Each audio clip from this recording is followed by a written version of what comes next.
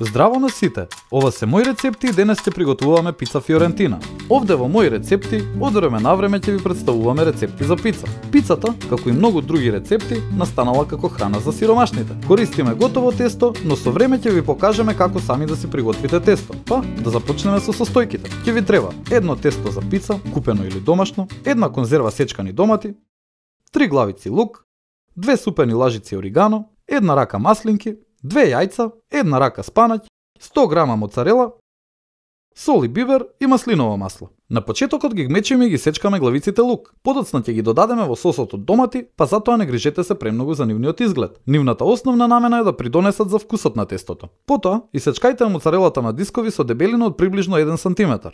Извадете ги семките од маслинките. Загрејте ја тавата и додајте маслиново масло пред да го додадете и лукот кој ќе му даде вкус на маслото. По минута-две додадете ги исечканите домати и оставете ги да крчкаат за високотечност да испари. Загрејте ја тавата и додадете маслиново масло пред да го додадете и лукот кој ќе му даде вкус на маслото. Додадете оригано во сосот пред да го тргнете од оган. Ставете го тестото за пица во делимано тавата. Ќе започнеме да ја подготвуваме пицата за печење. Ревната загрејте ја на 150 степени. Ставете го тестото за пица во делимано тавата. Со лажица нанесете го сосот од домати на основата и распределете го убаво со задниот дел од лажицата, оставајќи место во средината за јајцето. Потоа додадете го спанаќот по краевите на пицата. Предходно добро исцедете ја сета течност од спанаќот. Додадете ги круговите моцарела по краевите на пицата. 5 до 6 кругови би биле доволно. Распределете ги маслинките по пицата и потоа попрскајте ја со оригано. На крајот ставете го јајцето на средината од пицата. Ставете ја пицата во рерна загреана на 150 степени и оставете ја да се пече од 15 до 20 минути. Ќе знаете дека е испечена кога ќе се сготви белката од јајцето. Извадете ја пицата од ребната и оставете ја да се излади неколку минути.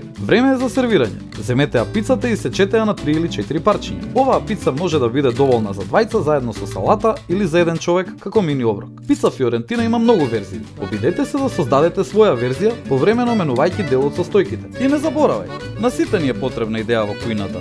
Затоа биди вистински пријател и сподели.